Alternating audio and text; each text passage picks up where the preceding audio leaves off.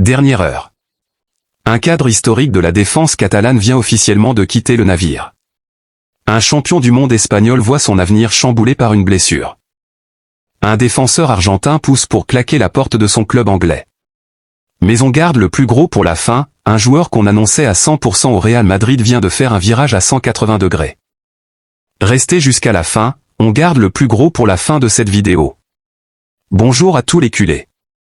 Abonnez-vous si c'est votre première fois ici et activez la cloche des notifications pour ne rien rater de l'actualité du Mercato Blaugrana. Laissez un gros like pour soutenir la chaîne. Merci beaucoup. On commence très fort, avec un feuilleton qui vient enfin de trouver son épilogue après 8 longues années de bons et loyaux services, de tacles rageurs distribués généreusement dans les tibias adverses. Et d'un paquet de cartons jaunes qui auraient largement pu constituer, à eux seuls, une petite collection philatélique. Ronald Araujo va quitter le FC Barcelone pour poser ses valises à Liverpool. Oui, vous avez parfaitement bien entendu, ce n'est ni une blague, ni un fake news matinal, ni un délire de rédaction un peu trop caféiné. Le départ du rock uruguayen de 27 ans a été officialisé par l'ensemble des grands médias britanniques et ibériques ce vendredi. Avec la solennité qu'on réserve habituellement aux annonces de mariage royal. L'opération se boucle sous la forme d'un prêt assorti d'une option d'achat non obligatoire, une formule diplomatique et subtile qui, en gros, permet à tout le monde de garder une petite porte de sortie planquée derrière le rideau, au cas où l'hiver anglais, avec sa pluie horizontale et son vent qui vous gèle jusqu'aux os, s'avérerait un poil trop rude pour les petits muscles habitués au climat méditerranéen de notre défenseur préféré. Pour les restes de Liverpool, ce renfort en défense centrale relevait carrément de l'urgence absolue, façon appel aux pompiers un dimanche soir. Il fallait à tout prix colmater la brèche béante laissée par le départ d'Ibrahima Konaté et deviner un peu où le bonhomme a atterri. Allez, un effort, tendez la main vers votre écran. Bingo, au Real Madrid, évidemment. Parce que dans ce sport formidable qu'est le foot version mercato, il ne faudrait surtout pas qu'un dossier soit simple, logique et sans triangle amoureux à 3 clubs. Non, il faut toujours ce petit twist supplémentaire qui transforme une simple transaction sportive en véritable feuilleton digne des plus grandes sagas télévisées. 3 fois champion d'Espagne avec notre cher Barça, Araujo avait pourtant vu son statut de titulaire indiscutable s'effriter sérieusement au fil de la saison dernière. Il faut dire, en toute honnêteté, qu'il s'est fait doubler dans la hiérarchie par la nouvelle muraille de Chine locale, j'ai nommé la charnière composée du jeune Gérard Martin et de notre prodige national Pau Cubarsí. Pendant que notre cher Jules Koundé continue tranquillement de squatter le couloir droit avec ses tenues qui semblent tout droit sorties d'un défilé de mode parisien plutôt que d'un vestiaire de football. Petite parenthèse statistique pour les amateurs de chiffres qui traînent dans les commentaires, sur les 20 derniers matchs de championnat, Araujo n'a été titulaire que dans un peu moins de la moitié des rencontres, un ratio qui, avouons-le, ne colle plus vraiment avec le costume de pilier indéboulonnable qu'on lui connaissait il y a encore 2 ou 3 saisons. La concurrence interne, la maturité accélérée des jeunes pousses de la Masia, et quelques pépins physiques récurrents ont eu raison, petit à petit, de sa place au soleil. Petit flashback nostalgique, parce qu'on aime bien ça sur cette chaîne, souvenez-vous de son arrivée un peu chaotique depuis Boston River en Uruguay. Ce jeune défenseur inconnu du grand public qui débarquait avec une réputation de guerrier increvable et un swag légendaire dès qu'il enfilait le maillot. Il aura connu les hauts, les très hauts même avec des campagnes de Ligue des Champions marquantes, et quelques bas. Notamment des blessures récurrentes aux adducteurs qui ont parfois fait grincer des dents du côté du staff médical. Mais dans l'ensemble, difficile de lui reprocher quoi que ce soit sur l'investissement et l'envie, le mec jouait comme si sa vie en dépendait à chaque ballon disputé. On imagine déjà les mèmes qui vont fleurir sur les réseaux sociaux dans les prochaines heures, Araujo posant fièrement avec un parapluie rouge devant Anfield. Araujo en train d'apprendre laborieusement l'accent scouse, ou encore Araujo qui découvre avec effroi le prix d'une pinte dans un pub londonien désolé, liverpuldien. La confusion géographique guette même les plus concentrés d'entre nous en pleine folie du mercato. Ce genre de transfert historique génère toujours son lot de contenu comique sur Internet, et on ne va clairement pas s'en priver dans les prochains jours. Sur le plan strictement sportif maintenant, ce départ pose évidemment une vraie question de fond pour la direction catalane. Faut-il recruter dans la foulée un nouveau défenseur central d'expérience pour compenser ce vide dans l'effectif? Ou fait-on définitivement confiance à la jeunesse dorée de la Masia pour prendre le relais sans transition? La question mérite clairement d'être posée, surtout dans un contexte où le calendrier européen s'annonce, comme toujours, particulièrement dense et exigeant physiquement. Bref, une page importante se tourne pour notre guerrier uruguayen. Celui qui n'a jamais hésité à se jeter tête la première dans un duel aérien même face à des attaquants qui font 20 cm et 20 kg de plus que lui. On lui souhaite évidemment bon vent sur les bords de la Mersey, une belle carrière chez les Reds, et on espère surtout, très sincèrement, qu'il n'oubliera pas d'emporter avec lui une bonne réserve de parapluie, parce que le climat mancunien, liverpuldien n'a clairement rien à voir avec la douceur catalane. Transition humoristique, un départ historique désormais totalement acté, un guerrier de moins dans le vestiaire du Camp Nou. Mais pendant que la ville de Liverpool s'apprête à accueillir son nouveau rock défensif avec des drapeaux et probablement une petite fanfare improvisée. Du côté d'un autre défenseur central qu'on suivait avec une attention toute particulière depuis des semaines. C'est carrément la douche froide version arctique qui vient de s'abattre sur nos espoirs estivaux. Accrochez-vous, ça pique. On en avait parlé en boucle sur cette chaîne, littéralement à chaque vidéo depuis le début de l'été, on avait fait des plans sur la comète avec des tableurs Excel dignes d'un cabinet de conseil. On avait même imaginé la composition idéale, le système tactique parfait, et jusqu'au discours de bienvenue de Deco lors de la conférence de presse officielle, Aymeric Laporte. Fraîchement couronné champion du monde avec la Rora aux côtés de notre petit prodige Pau Cubarsí. Semblait réellement emballé à l'idée de débarquer en Catalogne pour terminer sa carrière européenne en beauté. La direction catalane, toujours aussi maligne et opportuniste, testait déjà discrètement les eaux pour voir si l'Athletic Bilbao voulait bien lâcher un peu de lest sur ce dossier. Et puis, bam! Patatras! Le couperet tombe, froid, cruel, implacable, sans aucune forme de prévenance ni de politesse. Selon le Media Goal, généralement bien renseigné sur ce genre de sujet sensible. Aymeric Laporte va rater une énorme partie du début de la saison prochaine après être passé par la case billard chirurgicale pour une opération délicate du genou. Une blessure qui réduit littéralement en miettes, en confettis, en petits morceaux de puzzle éparpillés sur le sol, toutes nos belles illusions estivales soigneusement construites au fil des semaines. Autant dire que négocier un transfert dans ces conditions avec l'Athletic Bilbao, un club qui, rappelons-le à toutes fins utiles, a la rancune particulièrement tenace depuis l'interminable feuilleton Nico Williams de l'été dernier. Et qui adore visiblement jouer la montre avec nous comme un adversaire qui gagne du temps en fin de match serré et devient totalement, absolument, complètement caduque. Laporte est désormais à l'infirmerie, notre carnet de chèques est mis au repos forcé et probablement soulagé. Et c'est officiellement l'heure de pleurer collectivement en position fétale devant son écran, une tasse de tisane à la main. Petit aparté médical pour ceux qui se demandent ce que représente concrètement ce genre d'opération. Une intervention chirurgicale au genou de ce type implique généralement plusieurs mois d'indisponibilité, suivie d'une période de rééducation progressive avant un retour à la compétition à 100% de ses capacités. Autant dire que même si, par miracle, le dossier avait pu se relancer plus tard dans la saison, le timing aurait été catastrophique pour un joueur qui a besoin de continuité et de rythme pour retrouver son meilleur niveau. On tient d'ailleurs à rappeler, avec toute la tendresse du monde, que le football reste avant tout un sport où le corps humain, malgré toute la préparation physique moderne, la science du sport et les cabinets de kiné dernier cri, reste une machine fragile qui peut lâcher au pire moment possible. Une petite pensée donc pour Laporte, qui espérait clairement vivre un nouveau chapitre européen palpitant, et qui va devoir patienter plus longtemps que prévu avant de fouler à nouveau une pelouse. Il faut dire aussi que le timing est particulièrement cruel dans cette histoire, quelques semaines à peine après avoir soulevé un trophée international avec l'Espagne. Le voilà obligé de troquer les crampons contre les béquilles et le survêtement de rééducation. Le football a parfois ce petit côté tragicomique où l'on passe du sommet absolu de la gloire collective à l'anonymat feutré d'une salle de kinésithérapie en l'espace de quelques semaines à peine. Pour la direction sportive catalane, ce contretemps oblige évidemment à revoir toute la copie estivale sur le secteur défensif. On imagine déjà les réunions de crise en interne, les tableaux Excel qu'on rouvre en urgence, les téléphones qui chauffent pour explorer d'autres pistes alternatives. Certains évoquent même, avec beaucoup de prudence, un retour à la charge sur des noms déjà étudiés par le passé mais écartés faute de budget suffisant. Rien n'est confirmé à ce stade, mais soyez certains qu'on reviendra vers vous dès que la moindre information fiable circulera sur ce dossier de remplacement. On peut également noter, pour ceux qui aiment creuser un peu plus loin que la simple actualité brûlante, que ce genre de coup du sort n'est malheureusement pas isolé dans le football moderne.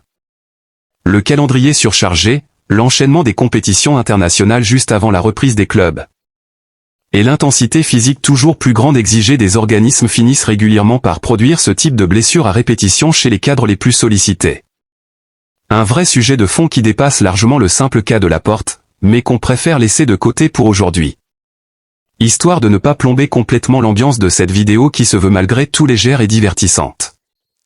En attendant, on ne peut que souhaiter un bon rétablissement à Aymeric Laporte, en espérant sincèrement le revoir sur les terrains le plus rapidement possible. Peu importe la couleur du maillot qu'il portera à ce moment-là. Transition humoristique, une piste de grande envergure réduite en cendres par la médecine moderne et un genou récalcitrant.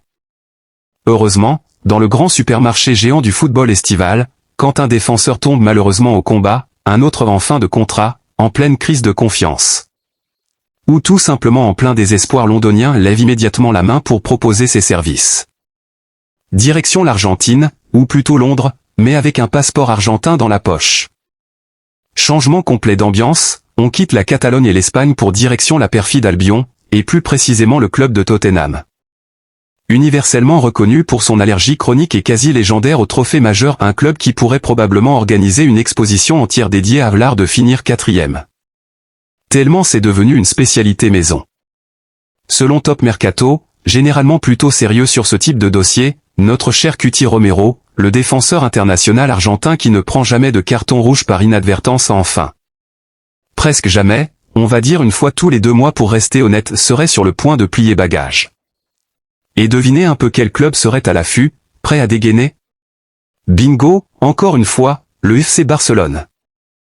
Notre direction sportive cherche désespérément, depuis plusieurs fenêtres de mercato maintenant, un véritable aboyeur en défense centrale. Un patron capable d'imposer l'impact physique nécessaire dans les duels aériens comme terrestres, sans trembler des genoux face aux avant-centres les plus costauds du continent. Romero coche énormément de cases de ce profil de guerrier sud-américain pur jus, du genre à sortir vainqueur d'un duel même en étant en sous-nombre et blessé à l'orteil. Pour l'instant, soyons parfaitement honnêtes les uns envers les autres, les discussions relèvent encore largement du stade de la douce illusion collective, aucune offre concrète. Chiffrée et transmise officiellement n'a encore atterri sur le bureau des dirigeants londoniens. Mais ce dossier mérite très clairement d'être surveillé de très près, avec une bonne paire de jumelles et peut-être même un drone de surveillance, car l'international argentin, champion du monde 2022 avec l'Albiceleste rappelons-le, semble de plus en plus enclin à quitter le nord grisâtre de Londres pour aller respirer un air un peu plus clément du côté de la Méditerranée. Entre farniente et tapas. Petite anecdote amusante pour la route, Cuti Romero est aussi connu pour son tempérament de feu sur le terrain. Capable de chambrer un adversaire en pleine finale de Coupe du Monde sans le moindre once de stress. Un caractère qui, s'il débarque effectivement au camp nou, pourrait très vite en faire l'un des chouchous du vestiaire ou, au contraire, l'un des principaux clients du VAR local. On prend le pari dans les deux sens. Sur le plan purement financier maintenant, un tel transfert ne serait clairement pas donné, Tottenham, même conscient d'une possible envie de départ de son défenseur, ne devrait pas brader un joueur de ce calibre pour une bouchée de pain. Les Spurs, malgré leur allergie chronique au trophée qu'on évoquait plus haut avec beaucoup d'affection, restent des négociateurs coriaces dès qu'il s'agit de vendre l'un de leurs cadres. Il faudra donc une belle enveloppe budgétaire, et probablement quelques ventes intelligentes en amont, pour espérer boucler ce genre de dossier avant la fin du mercato. On notera également, pour les amateurs de contexte tactique, que l'arrivée éventuelle de Romero permettrait à l'entraîneur catalan de disposer enfin d'une véritable option de rechange fiable au poste de défenseur central axial. Un profil différent de ceux déjà présents dans l'effectif, plus orienté vers le combat pur et l'intimidation psychologique de l'attaquant adverse. De quoi apporter un supplément d'âme et de fermeté à une défense qui, il faut bien l'avouer, a parfois manqué un peu de caractère dans les moments chauds de la saison dernière. Affaire à suivre donc, avec la prudence habituelle de mise sur ce genre de dossier encore très embryonnaire. Transition humoristique, un champion du monde peut visiblement en cacher un autre, et avant d'attaquer le plat de résistance. On fait une petite pause digestive avec un dossier bonus qui traînait dans notre boîte mail depuis quelques jours, et qu'on ne pouvait décemment pas passer sous silence. Pendant que tout le monde a les yeux rivés sur les grosses opérations à plusieurs dizaines de millions d'euros, il serait presque criminel d'oublier de mentionner le travail de fourmi qui continue. Saison après saison, du côté du centre de formation catalan. Selon plusieurs sources locales bien introduites, un nouveau crack de la Masia serait sur le point de signer son tout premier contrat professionnel. Avec une clause libératoire déjà fixée à un niveau volontairement dissuasif. Histoire de décourager d'avance les prétendants les plus gourmands qui traînent toujours autour des jeunes talents prometteurs. On ne va pas se mentir, Ce genre de dossier fait beaucoup moins de bruit médiatique qu'un possible transfert à 100 millions d'euros, et pourtant, c'est très exactement ce type de politique sportive intelligente et patiente qui a permis au club, historiquement, de sortir de son chapeau des générations entières de joueurs devenus des légendes mondiales du ballon rond. La philosophie reste inchangée depuis des décennies, miser sur la formation, sur l'identité de jeu propre au club.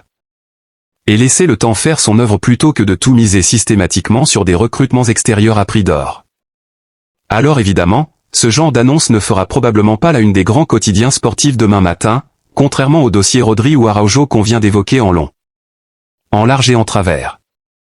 Mais pour nous, sur cette chaîne, c'est aussi ça l'ADN véritable du club.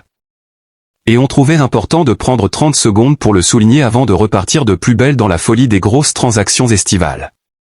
Transition humoristique, bon, on a fait notre BA du jour en parlant gentiment formation et philosophie de jeu, mais soyons honnêtes entre nous, ce n'est clairement pas pour ça que vous êtes venus jusqu'ici.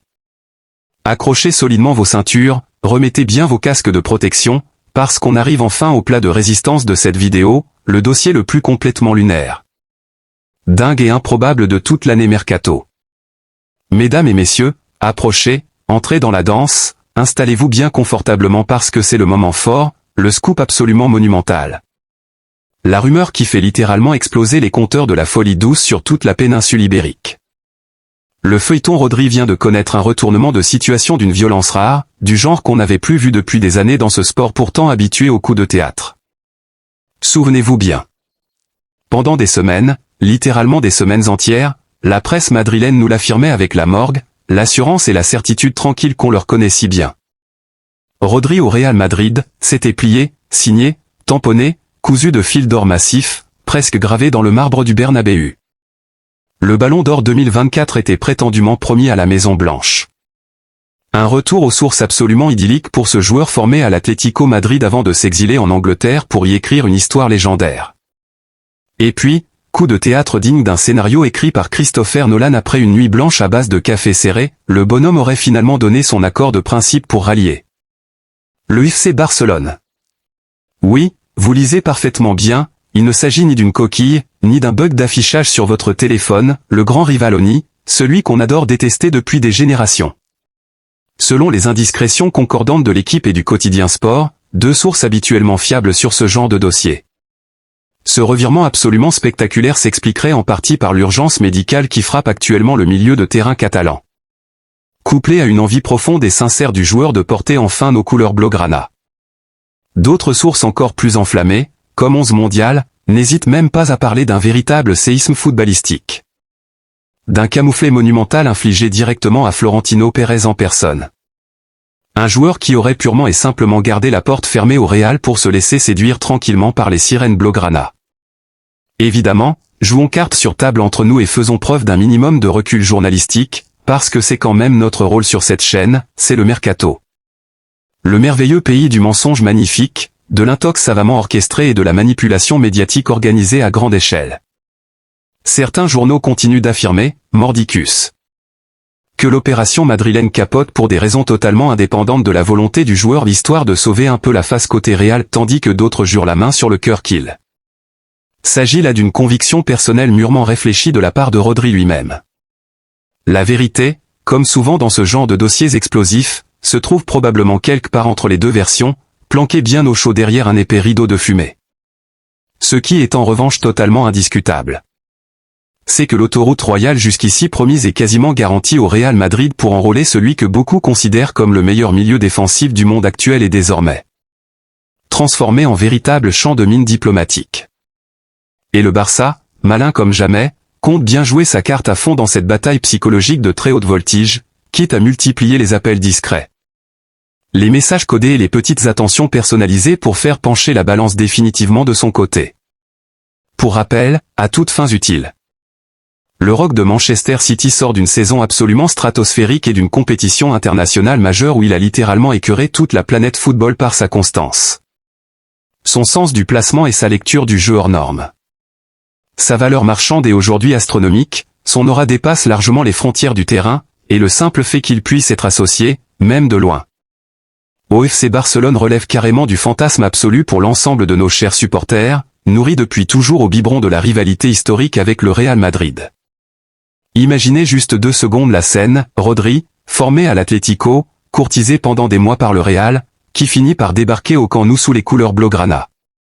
Le symbole serait tellement énorme, tellement chargé en émotions et en ironie sportive, qu'il ferait probablement le tour de toutes les rédactions sportives de la planète pendant des semaines entières. On parle ici d'un feuilleton qui dépasserait très largement le simple cadre du mercato pour devenir un véritable morceau d'histoire du football espagnol contemporain. Petit exercice de projection tactique, histoire de se faire vraiment plaisir quelques instants, imaginez un milieu de terrain articulé autour de Rodri en sentinelle devant la défense. Avec toute la palette technique et la vision de jeu qu'on lui connaît. Ça donnerait clairement une toute nouvelle dimension à l'entrejeu catalan. Une capacité de récupération haute et de relance propre qui viendrait parfaitement compléter les qualités déjà présentes dans l'effectif actuel. On parle ici d'un profil rare, capable à la fois de détruire le jeu adverse et de reconstruire proprement derrière, une denrée particulièrement précieuse au plus haut niveau européen. Du côté des supporters, la nouvelle a évidemment enflammé les réseaux sociaux en quelques minutes à peine. Entre ceux qui n'y croient absolument pas une seconde et qui traitent la rumeur de pure fantaisie journalistique estivale. Et ceux qui commencent déjà à préparer mentalement le maillot floqué à son nom, l'ambiance est électrique, hystérique presque. Comme à chaque fois qu'un dossier touche de près ou de loin au grand rival madrilène. On se souvient encore des précédents historiques de ce genre, les allers-retours toujours scrutés à la loupe entre les deux clubs et à chaque fois. L'émotion collective atteint des sommets rarement égalés dans d'autres championnats européens. Du côté de Manchester City justement, silence radio complet pour l'instant, ce qui n'est absolument pas anodin dans ce genre de dossier.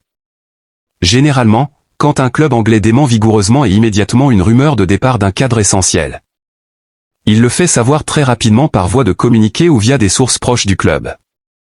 Le silence, ici, laisse donc planer un doute suffisamment épais pour continuer à nourrir toutes les spéculations possibles et imaginables. On peut également s'interroger sur l'aspect purement financier de l'opération, parce que dans le foot moderne, même les histoires les plus romantiques finissent toujours par se heurter au mur froid et implacable du fair play financier. Un transfert de cette ampleur, s'il devait effectivement se concrétiser, représenterait sans doute l'un des investissements les plus lourds de l'histoire récente du club. Et obligerait probablement la direction à activer plusieurs ventes stratégiques en parallèle pour équilibrer les comptes. Rien d'impossible évidemment, mais un vrai casse-tête comptable qui demandera une orchestration millimétrée dans les prochaines semaines. Affaire à suivre donc, minute par minute, heure par heure. Avec évidemment toute la prudence de rigueur qu'impose ce genre de dossier ultra sensible où absolument rien n'est jamais gravé dans le marbre tant que l'encre officielle n'a pas séché sur un contrat. En bonne et due forme.